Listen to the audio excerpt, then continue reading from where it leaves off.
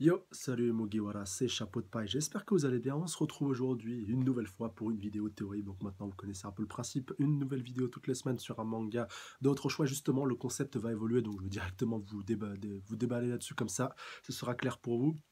En fait, j'ai décidé de faire évoluer le concept parce que depuis que j'ai commencé, si vous voulez, un peu ces vidéos théories, bon là c'est seulement la quatrième, mais c'était seulement des théories que moi je choisissais, j'avais vraiment envie de vous faire participer, et comme je vous l'avoue, voilà, ça n'a pas été très concluant de tout simplement, en fait, je vous avais donné mon adresse, je vous donnais mon adresse mail pardon, dans les précédentes théories pour que vous m'envoyiez votre théorie directement, et je peux comprendre que ça nécessite du temps, que parfois on n'a pas forcément l'envie ou le temps pour pouvoir recouper plusieurs informations sur une théorie pardon, qui vous intéresse, que j'ai tout simplement fait décider de faire évoluer un peu le concept, c'est-à-dire que vous allez me dire dans les commentaires, donc vous me précisez le manga en question, donc principalement un manga que je fais en théorie, après vous pouvez en mettre un autre, mais vraiment j'aimerais bien sur un manga dont dont je traite en review, si vous voulez, de manière générale sur la chaîne. Donc vous mettez le nom d'un personnage et donc de trois éléments qui pourraient être liés à ce personnage. Par exemple, je sais pas, je vais te donner un exemple tout bête, vu qu'on en parle pas mal en ce moment par rapport à One Piece. Donc par exemple le passé de Sanji. Et si votre commentaire recueille pardon, le plus de likes, j'adapterai donc, j'élaborerai une théorie si vous voulez par rapport à ces mots que vous aurez choisis.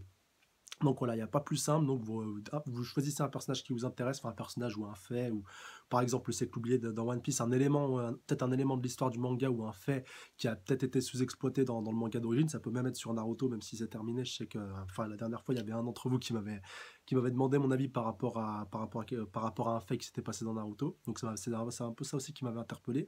Donc vous choisissez un personnage ou un fait qui vous a marqué dans un manga ou sur quelque chose, vraiment, on n'a pas beaucoup d'informations, et où on peut spéculer, on peut faire des théories. D'ailleurs, One Piece, je le prends vraiment en exemple, mais One Piece regorge de théories, comme vous le savez, donc voilà, n'hésitez pas, si vous voulez que je vous balance une théorie sur One Piece, vous choisissez, si vous voulez, le personnage ou le fait, ou tout ce que vous voulez qui pourrait avoir attrait à une théorie, donc qui a quand même suffisamment d'éléments assez solides pour pouvoir bâtir une théorie, que vous avez déjà entendu, que vous avez déjà entendu parler ou autre, et moi je vais essayer d'élaborer une théorie un peu neuve, c'est-à-dire que je ne vais pas m'inspirer de théories qui ont déjà été faites, et donc là-dessus, je vais essayer de bâtir ma propre théorie, et puis donc on verra ce que ça pourra donner. Donc n'hésitez pas à le faire, donc dès à présent dans les commentaires, et celui qui obtiendra le plus de likes, donc j'adapterai sa vidéo en théorie, donc qui sortira la semaine prochaine. Donc je compte vraiment sur vous, c'est super important, donc défoncez-vous à max dans les commentaires, et puis faites-vous remarquer, choisissez quelque chose vraiment qui a attrait pour que vous puissiez accumuler un maximum de likes, et que votre théorie, si vous voulez, soit un petit peu choisie, et que donc je puisse la développer, faire du travail de qualité là-dessus. Voilà. Donc ceci étant fait, je vais démarrer donc la dernière, si vous voulez, un peu review classique. Review classique, la dernière théorie, si vous voulez, un petit peu classique, comme je l'avais un peu démarré jusqu'à la semaine prochaine, donc où je ferai vraiment une théorie sur ce que vous avez décidé. Et donc, j'espère que ça vous plaira. Et donc, cette dernière théorie qui va traiter d'iWatch, de D-Watch, punaise. L'un d'entre vous m'avait repris la dernière fois dans les commentaires, donc voilà, j'avais eu l'occasion de débattre avec lui, tu te reconnaîtras, je pense, si tu vois cette vidéo. Donc par rapport à la prononciation dans Bleach, donc voilà, je tiens quand même à le repréciser au cas où certains d'entre vous se demandent ouais, pourquoi tu prononces un tel d'une telle manière, comme par exemple iWatch, j'avais plus l'habitude de le prononcer comme ça, alors que c'est plus iWatch, je crois qu'il faut que ça se prononce.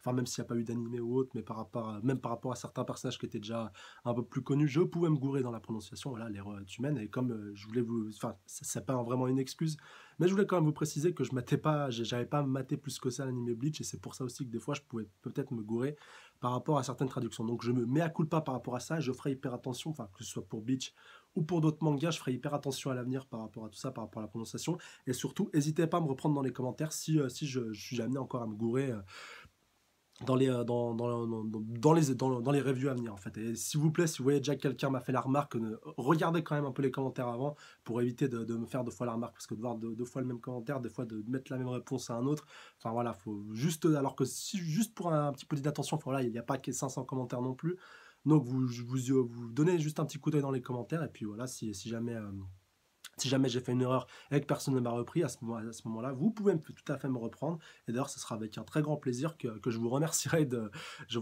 l'intention. Donc, maintenant, ceci étant fait, donc après ce long monologue d'introduction, je vais enfin pouvoir démarrer cette théorie. Donc, elle va être assez courte quand même. C'est quelque chose quand même que j'ai pensé depuis pas mal de temps. Mais ce qui s'est passé donc lors du chapitre précédent, donc le dernier chapitre de Bleach, au moment où je sors cette,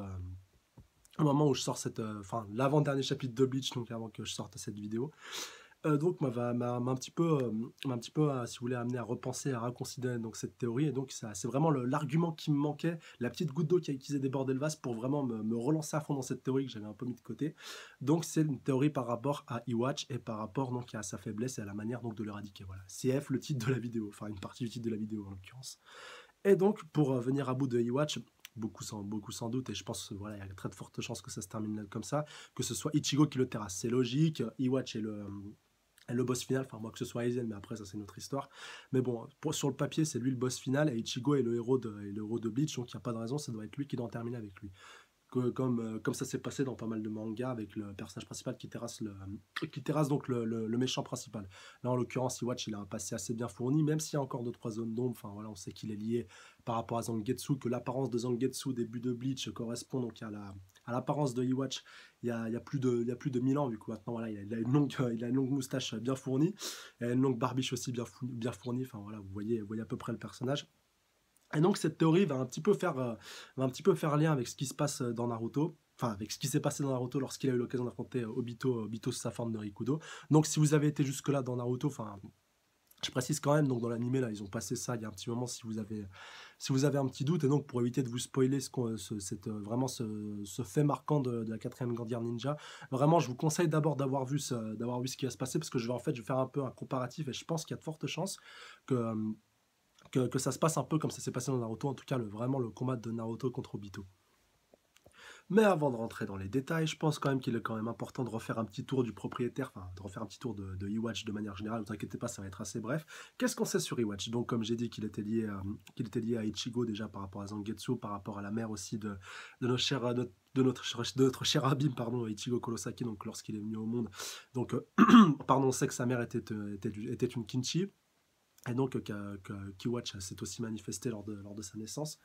On sait aussi que Iwatch est donc le fils du roi des esprits, et donc il maîtrise un petit peu, si vous voulez, tout ce qui est tout l'attirail au niveau des kinshi, qu'il a un Reiatsu extrêmement élevé, peut-être même encore plus élevé que celui de Aizen lorsqu'il est totalement libéré, comme ça a pu être le cas lors de la fin de l'arc du Wekumundo. Enfin bref, c'est l'être ultime, encore plus maintenant depuis qu'il a absorbé le roi des esprits, donc son père. Enfin après, il y a encore beaucoup de questions sans réponse par rapport à Iwatch. Il y a encore pas mal de données qui nous manquent.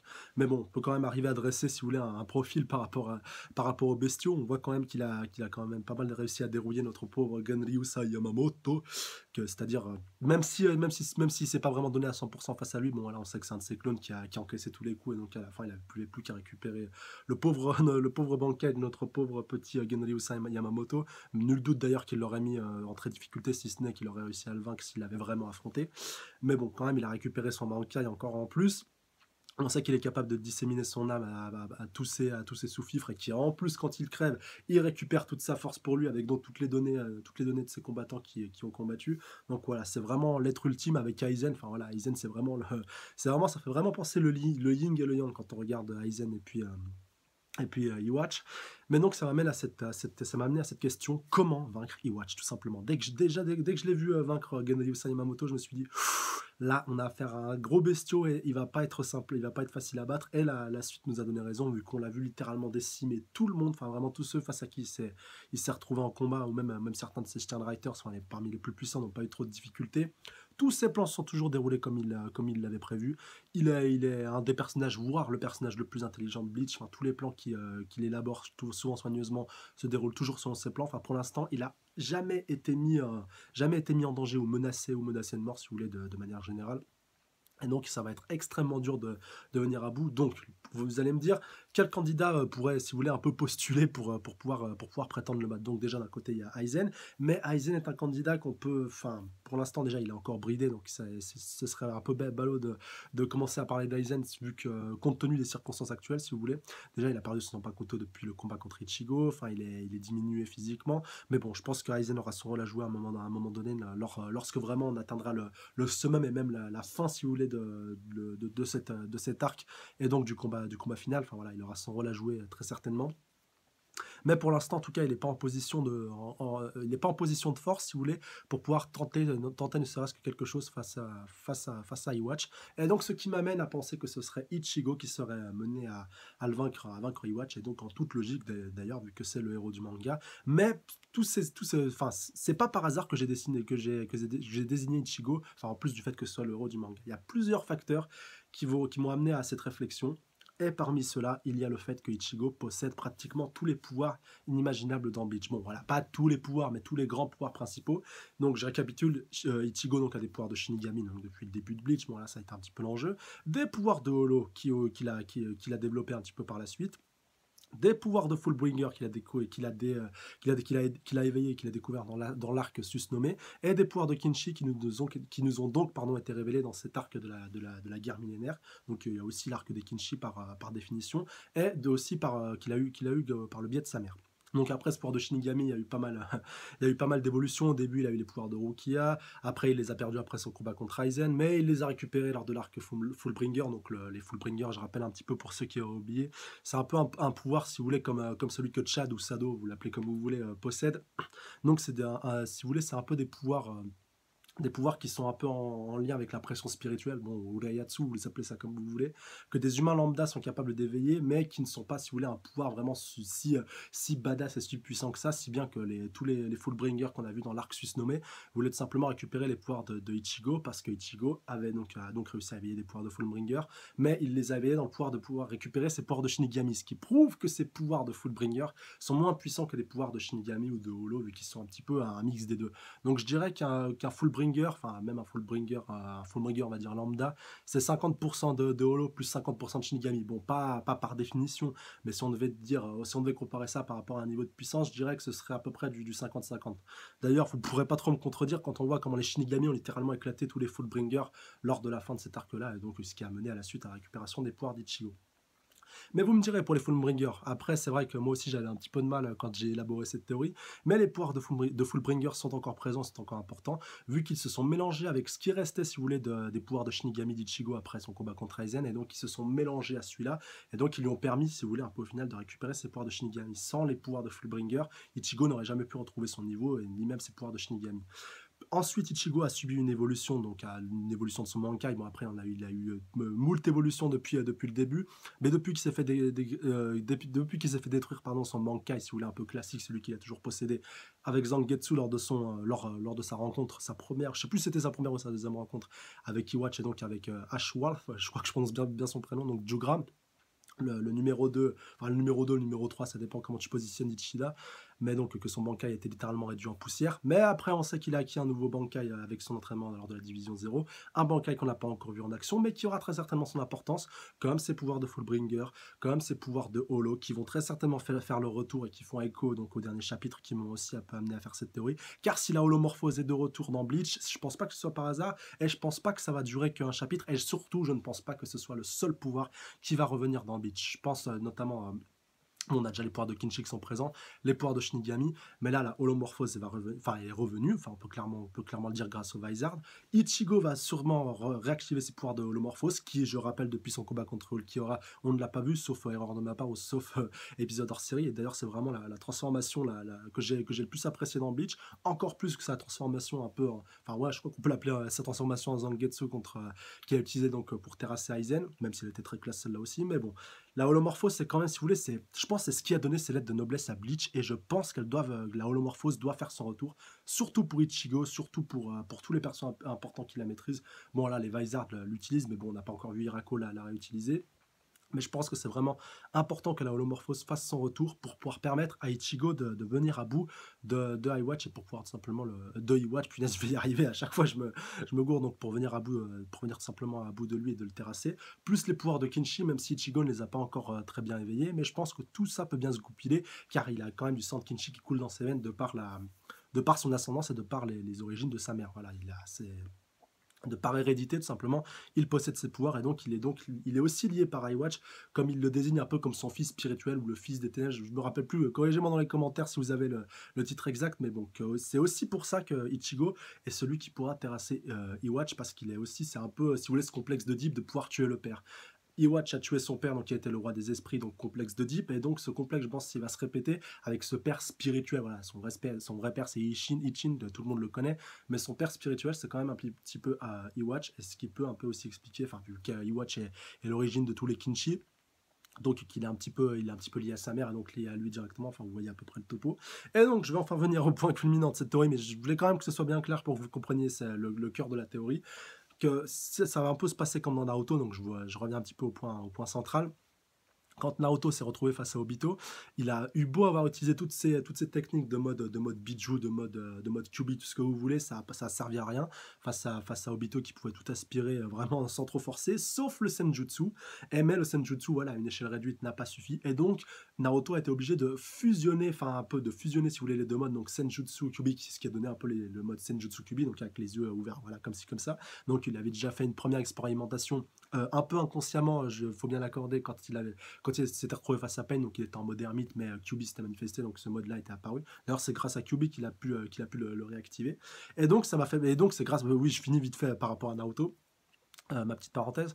Donc, il avait réussi à créer ce nouveau mode et c'est ça qui lui avait permis de terrasser Obito vraiment avec, si vous voulez, la compatibilité du Senjutsu qui était donc efficace contre Obito, mais qui n'était pas assez puissante et donc il l'a couplé avec la puissance explosive donc du mode Kyuubi pour pouvoir amplifier donc son attaque et pouvoir y insuffler du Senjutsu, donc du mode ermite. Et donc, ce qui a permis au final de terrasser Obito. Et bon, voilà, je vais vous épargner les détails, surtout si vous n'avez pas vu surtout si vous n'avez pas vu cette partie, donc allez quand même y jeter un coup d'œil, c'est du très très bon. Et donc ce qui me ramène donc avec le parallèle avec Bleach, je pense que c'est seulement avec une accumulation, une fusion plutôt, ce serait le terme exact, de ces différents pouvoirs, donc Shinigami, Holo, Fullbringer, et Kinshi, donc qui va pouvoir créer et atteindre un nouveau mode, donc il aura sûrement son masque de holo un peu à l'ancienne, enfin j'espère avec un petit peu tout l'attirail, plus son nouveau Bankai aussi que j'ai un petit peu oublié, mais bon pour moi ça fait partie de ses pouvoirs de Shinigami, c'est un petit peu lié aussi. Et donc avec cette somme de pouvoir, avec cette fusion, cette masse de puissance, il va pouvoir terrasser Iwatch. Et surtout ça va être possible parce qu'il est le seul personnage vraiment à l'heure actuelle connu dans Bleach. D'ailleurs je vous invite, si vous connaissez un autre personnage, à me le mettre dans les commentaires, un personnage que j'ai oublié, qui possède à la fois les pouvoirs de Shinigami, Kinshi, déjà Shinigami, Kinshi et puis Holo, pardon, surtout le plus important. Enfin après Fullbringer, je le mets un petit peu à part, mais il aura quand même son importance, je pense. Mais déjà avec ces trois pouvoirs-là, Holo, Kinshi, Shinigami, à part Ichigo, je vois personne. Enfin après voilà, corrigez-moi encore une fois si je me gourre, mais à ma connaissance, il n'y a personne qui possède ces trois capacités-là. Voilà, sur ce, je vous laisse là-dessus. Donc hyper important, laissez-moi vos théories dans les commentaires, enfin vos théories. Ce sur quoi vous aimeriez que je fasse une théorie, voilà, pour que ce soit vraiment bien clair pour vous. Donc vous mettez les mots-clés, enfin si vous pouvez m'écrire une phrase, ce sera encore plus clair. Enfin, fais-moi une théorie, enfin, fais-moi une théorie, vu que vu que je vous autorise à me tutoyer déjà avant tout. Donc, mettez-moi la théorie sur quoi vous aimeriez, enfin, vraiment l'élément clé sur lequel vous aimeriez que je vous fasse une théorie. Donc, vous m'écrivez ça, texte dans les commentaires. Et celui qui aura le plus de likes sera choisi. Dans la prochaine vidéo, j'adapterai ça. Donc, j'exaucerai un peu un de vos souhaits. Voilà, je suis je suis un peu comme un génie, un faiseur de vœux, parce que c'est grâce à vous que je peux arriver à exister. Et surtout, je veux pouvoir vous satisfaire et que vous puissiez vraiment avoir des vidéos qui vous plaisent et surtout que vous puissiez un petit peu participer, que vous puissiez, pardon, un petit peu participer. Sur ce, je vous laisse. Prenez soin de vous. N'hésitez pas. Et laissez-moi aussi votre travail par rapport à cette théorie aussi, super important. Donc, comme je disais, je vous laisse. Passez un bon week-end. Salut à tous. Sayonara.